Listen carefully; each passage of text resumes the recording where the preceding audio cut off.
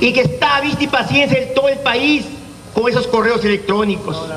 No podemos permitir que este gobierno postule a la OEA a Diego García Sayán y con el canciller de ustedes dice que está en evaluación su candidatura.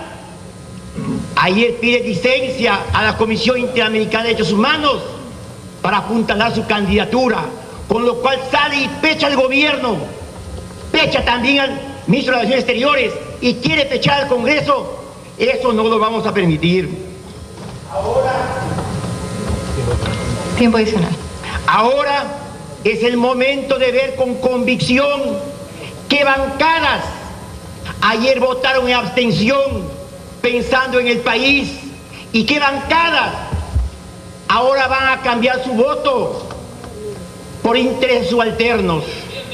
Nosotros creemos que en estos momentos que el país necesita esa convicción, tenemos que traducirla hoy día en esos votos que dé la oportunidad, como repito, a que Ana Jara, la premier, haga los cambios que ahora la pareja presidencial no le permite, pero que el Congreso con su voto de abstención le va a dar esa oportunidad.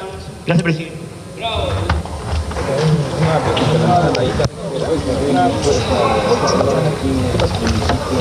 Congresista Luis Iberico. Gracias, presidenta. La política en democracia es diálogo. La política en democracia es búsqueda de consensos. La política en democracia es concertación. Y si no hay concertación, se va finalmente a los votos. Pero hay que hacer los mayores esfuerzos para encontrar puntos de entendimiento. Y esto no significa vencer o ser vencidos. Esto no significa someter y ser sometidos. Esta es una práctica legítima que ennoblece la democracia en cualquier país del mundo. Y la democracia, presidenta, la política, presidenta, cambia, se reconfigura, como ha venido sucediendo en el país. Y eso no es debilidad del sistema democrático, esa es una realidad de las fuerzas, de las corrientes políticas que se expresan en parlamentos como el nuestro.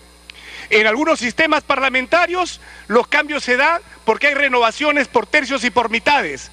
Aquí se da de otra forma, hay reconfiguración en las bancadas, que significa que hay una realidad, que estas diferencias de pensamientos se agudizan y se reorganizan y se concentran en diferentes grupos políticos. Nuestra bancada, presidenta, no ha pedido cambios de ningún ministro. Nuestra bancada, presidenta, no ha pedido medidas coyunturales. Nuestra bancada ha pedido que eso se entienda, que hay un cambio de actitud política, una actitud de apertura, de que se entienda que las cosas cambian, todo fluye.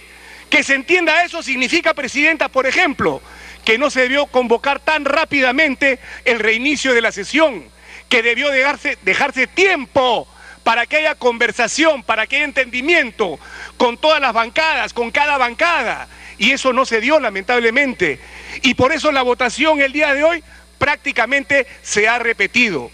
La votación volvió a ser nuevamente el voto ámbar, y aquí no se puede exigir a la oposición que vote rojo o que vote verde, porque la opción de decir tomémonos un tiempo, conversemos, es perfectamente válida, y eso significa el voto de abstención, que la oposición con responsabilidad, con sensatez, ha sabido dar en su momento y que lo ha vuelto a dar el día de hoy.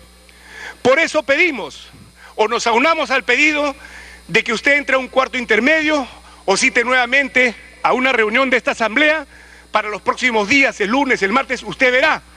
Pero lo importante es qué va a suceder en este interín. Y espero que ahí sí se sepa aprovechar bien el tiempo. Y esto no es crear inestabilidad, como lo dicen algunos preocupados miembros de gremios empresariales. Esto significa hacer política. Esto significa más bien dar un pequeño respiro para que el día lunes o el martes, de repente, este Parlamento, este gobierno... Tiempo adicional, por favor. Porque, presidenta, la inestabilidad que se ha venido sintiendo en la 12:36. Vamos a conversar de esto que está ocurriendo en estos minutos en el Congreso de la República, la posibilidad de que el gabinete Jara no obtenga hoy el voto de confianza en sucesivas votaciones y que se llegue a la medianoche, que es el plazo en el que vencen estos 30 días que tenía el gabinete para presentarse ante el Congreso y obtener el voto de confianza. Caso que no ocurriera, según Jorge del Castillo, que ayer nos explicaba el tema, el gabinete Jara se da por, se tendría que despedir porque con una abstención mayoritaria se entiende que no obtuvo la confianza del Congreso. Entonces tendría que nombrarse un nuevo gabinete y, como digo, pues Anita sería Anita la Breve.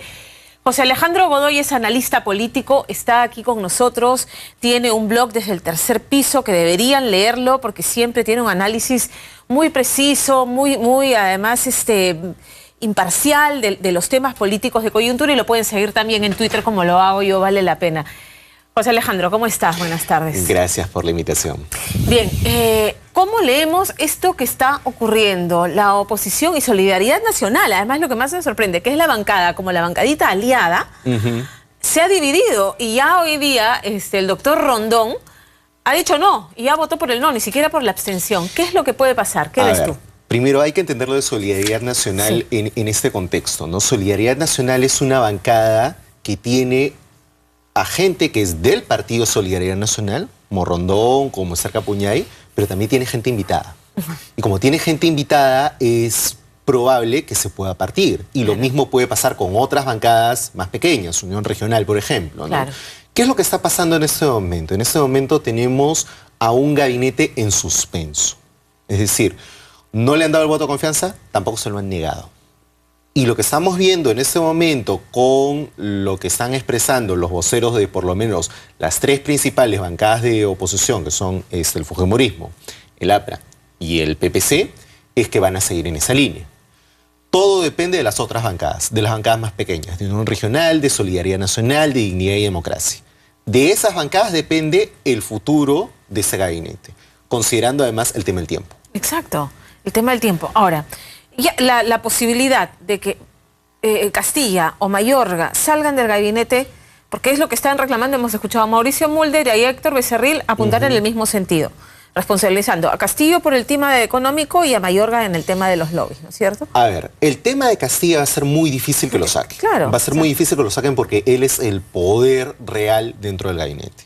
Entonces, Castilla además, si el gobierno lo quisiera sacar, le quieren dar una despedida digna probablemente en diciembre, cuando, digamos, probablemente el país con las nuevas inversiones mineras que entran en funcionamiento en ese segundo semestre del año puede obtener mejores resultados económicos. O sea, se va exitoso y no se va... Claro, no se va con el 0.3 de crecimiento de junio, sino se va con el crecimiento de octubre, se estima que podría llegar al 5% hacia finales de año, ¿no es exactamente. cierto? 4%, digamos, en el estimado más previsto, ¿no? Entre 3.7 y 4%.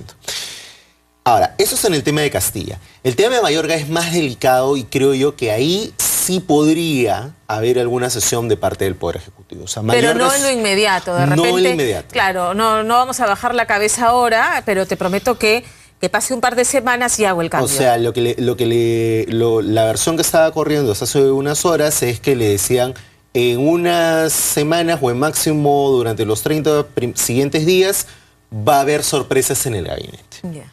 Y una de ellas podría ser Mayorga. Mayorga es un ministro además que en este momento no tiene ya mucho margen de maniobra. O sea, en realidad... Es un lastre para Ana Jara tener a Mayorga. Además de eso, es un ministro que, claro, está en un ministerio que tú puedes cambiar muy fácilmente. Así como tú tienes un técnico como Mayorga, que viene del sector privado, que tiene estas relaciones complicadas entre el Estado y la empresa privada, tú tienes 50 técnicos más de ese corte en el país que obviamente pueden tener una relación no tan conflictiva de intereses con el sector privado, ¿no? Ahora, Diego García Sayán es otro nombre que ha surgido sobre todo y en eso insiste la bancada de Fuerza Popular. Es el tema del Fujimorismo. O sea, el tema del Fujimorismo, ellos consideran que Diego García Sayán es una persona que es contraria a sus intereses básicamente por los temas de derechos humanos, ¿no? Ahora, el gobierno ha dicho que va a evaluar el tema, pero yo creo que eso es una declaración algo más lírica que real. Como lo decía el mismo Víctor Becerril ahora, Diego García Sayán anoche ya puso su cargo a disposición en la Corte Interamericana de Derechos Humanos, por una razón muy simple. Él no puede ser postulante al cargo máximo de la OEA y ser miembro del organismo jurisdiccional principal de la OEA. Entonces, obviamente, tiene que salir del cargo, tiene que declinar del cargo. Y creo que García Sayán, además, reúne más consensos afuera que dentro del país. Si me permites, podemos dejar ahí tu idea para completarla, porque está justo hablando el congresista Pari de la bancada disidente de Gana Perú. Vamos a escucharlo. Orientación clara de la política económica para favorecer el desarrollo de nuestro país, de nuestra economía. Favorecer a la inversión peruana interna. Los empresarios emergentes empiezan a posicionarse y las políticas tienen que establecerse mirando hacia ellos. Y segundo, no solo basta de hablar de anticorrupción o de la corrupción, esto hay que hacerlo, hay que lucharla. Y cuando digo que hay que lucharla, hay que dar gestos al país, que hay coherencia en esto. Y lamentablemente tenemos ministros involucrados con estos elementos. Tenemos ministros involucrados con el caso, por ejemplo, lo de Cornejo y algunos lobbies que han sido expresados públicamente. Eso obviamente nos genera un nivel de desconfianza, porque no es un tema de voto de confianza a la primera ministra, a Ana Jara, es de voto de confianza al gabinete. Y ahí en el gabinete hay personas que a la cual consideramos que no representa y que realmente nos pone en duda una situación de limpieza, transparencia hacia el país. Y creo que el país necesita un gesto político del gobierno, decir, sí pues, estamos contra la corrupción y queremos ser coherentes porque empezamos a limpiar desde adentro cualquier indicio de corrupción o lobby que pueda existir. Esa coherencia necesitamos que sea expresado para el Perú. El otro elemento, mirado hacia el Perú profundo, hacia adentro, es importante profundizar la descentralización, pero profundizar la descentralización en serio. Hay que reinstalar de una vez el Consejo Nacional de Descentralización. Y ese es un tema y un gesto hacia el Perú. Lamentablemente la corrupción ha copado en muchas regiones. Falta una orientación. 12:43, el congresista Pari sigue dando su discurso, planteando sus inquietudes en el Congreso. Susana Villarán y El Salvador declara para nuestra compañera Nelly Tejada. Candidata a la alcaldía de Lima.